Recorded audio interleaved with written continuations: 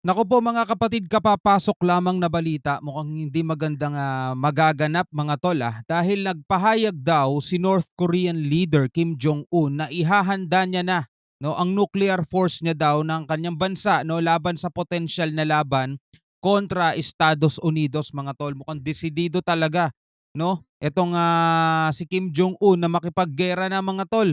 Ewan ko anong pumapasok sa isip nito, imbis na maging mapayapa't tahimik at makipagtulungan para maging mapayapa't matahimik ang mundo mga tol, eto gusto niya, 'no? Nuclear na labanan mga tol, akala mo naman talaga napakalaking bansa, eh.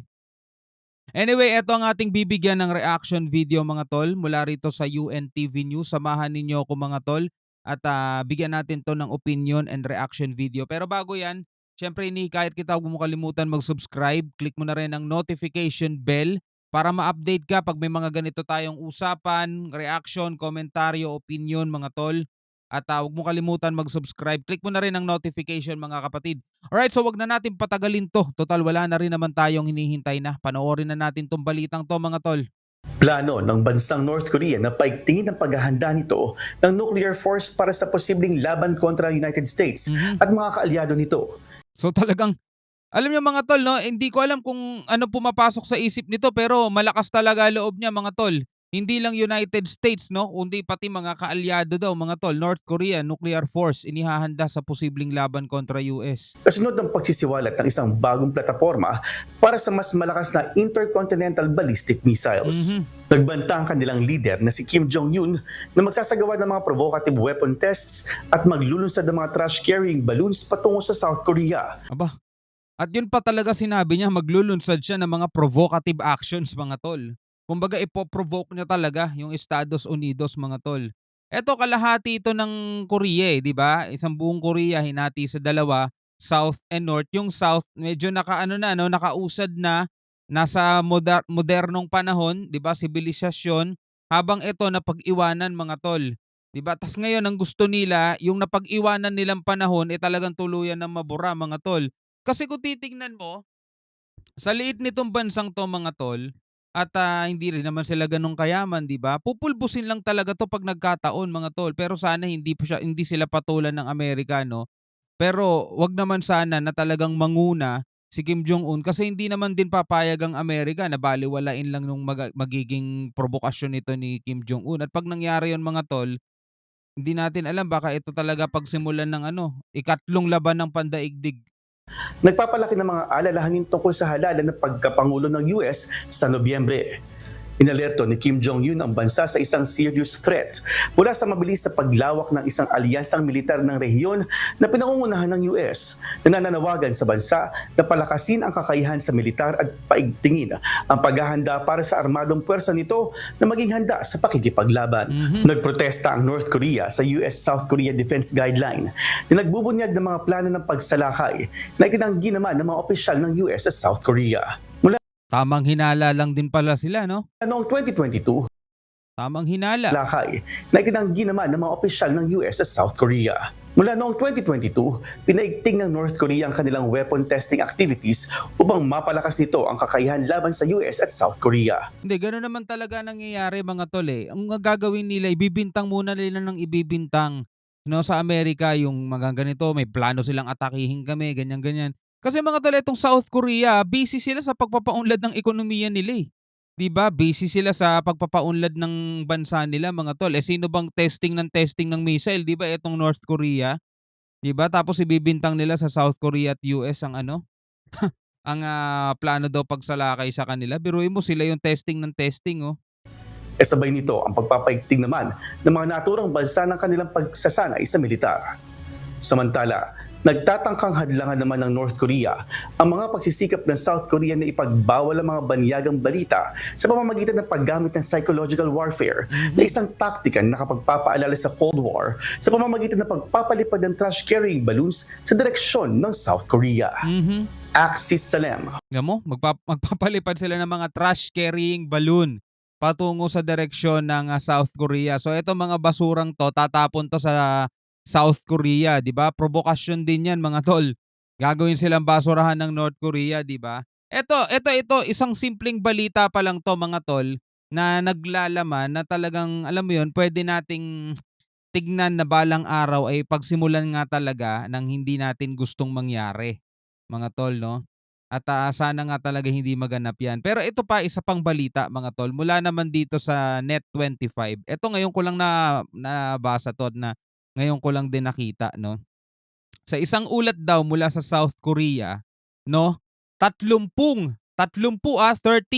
matataas na opisyal ang pinaligpit ng North Korean leader dahil sa umano'y maling pamamahala sa typhoon, Gaimi, na naganap kamakailan.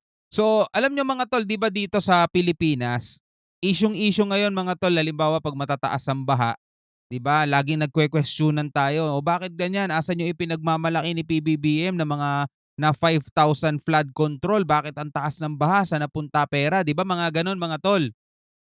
Sa kanila mga tol, nung may nanalanta daw na bagyo ay, ang nangyari yung mga opisyal na namamahala dun, siguro matindi talaga ang sinapit mga tol. Alam ko napanood natin 'yan, talagang ang daming lugar na binaha, 'di ba? Ang daming lugar na napinsala mga tol. Ang ginawa ng, Korea o ng North Korea, yung mga namamahala dun, yung mga opisyal na pinagkatiwalaan nilang mamahala siguro sa flood control nila, dahil nga bumaha mga tol, ang ginawa ipinaligpit mga tol. 30 matataas na opisyal mga tol ang ipinaligpit, 'no? Imagine mo kung ganyan ang gawain dito sa Pilipinas mga tol, 'di ubos lahat ng, sino-sino ba mga namamahala rito, DPWH, 'di ba? Yung iba pa, yung mga nagsagawa ng mga, flood control project, 'di ba? Biruin mo kung ganyan dito, alam niyo naman yung itong mga nakaraang bagyo, lalo na yung bagyong Carina na sinamahan ng habagat, 'di ba, ang taas din ng mga baha dito, 'di ba? Dito malupit sa North Korea. So, ano natin 'to, panoorin natin 'to mula sa Net25. Ayon sa ulat ng mga investigador ng South Korea ay nagpapatay ng 30 matataas na opisyales base sa nangyaring pagresponde ng kanyang gabinete sa nakaraang bagyo si Kim Jong-un. At dito, matataas na opisyales mga tol. Yan, sa North Korea. Matataas na opisyales. Ibig sabihin mga tol, walang pakialam kung mataas na opisyales ka, pumalpak ka, ligpit ka, wala kang pakinabang dito. Parang gano'n mga tol. 'Di ba? Sinintensyahan niya ng korupsyon at dereliction of duty ang mga opisyal bago niya ito hatulan ng capital punishment. Ang Typhoon Gaimi na mas kilala sa atin bilang Bagyong Carina. O yun nga rin.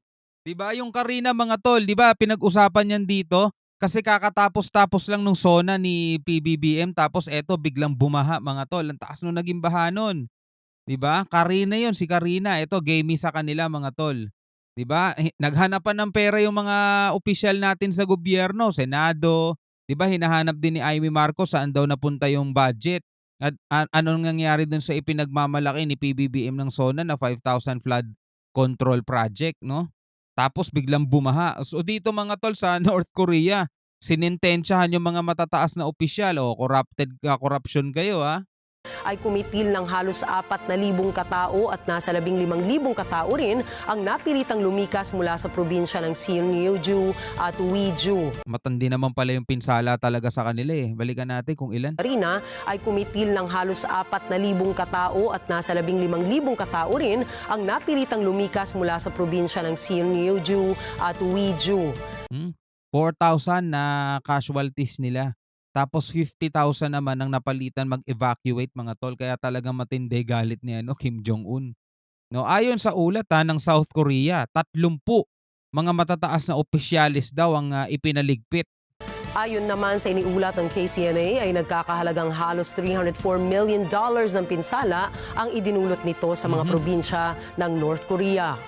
Sa isang madalang na pagpapakita ng suporta ay nagpadala ng tulong si South Korean President Yoon Suk-yeol sa naapektuhang lugar sa kabila ng umiigting na tensyon sa gitna ng dalawang bansa. Grabe, ang bigat nun mga tol, no? Ganun ang sa kanila, no? Mataas na opisyalis ka, pumalpak ka sa trabaho mo, ligpit ka. No? Tindi mga tol.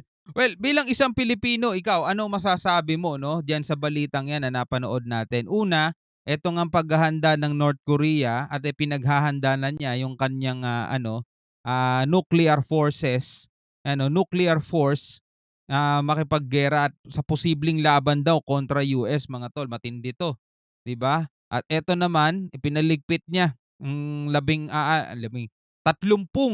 tatlumpung matataas na opisyales mga tol ng kanyang gabinete dahil sa pumalpak na na pagresponde ay ng pamamahala sa Typhoon Gemi o mas kilala bilang sa atin na Karina mga tol. Ano masasabi mo diyan? Comment ka na lamang sa ibaba. Hanggang sa muli, ako nga pala si Shobaldi. Peace out.